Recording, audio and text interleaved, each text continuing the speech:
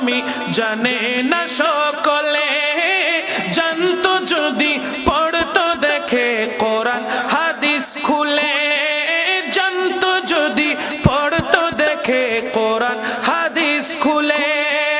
মকবুল হজের সওয়াব মিলে মাকে একবার দেখিলে, মা কেন আরো জোরে সকলে, মা কেন এত দামি সকলে।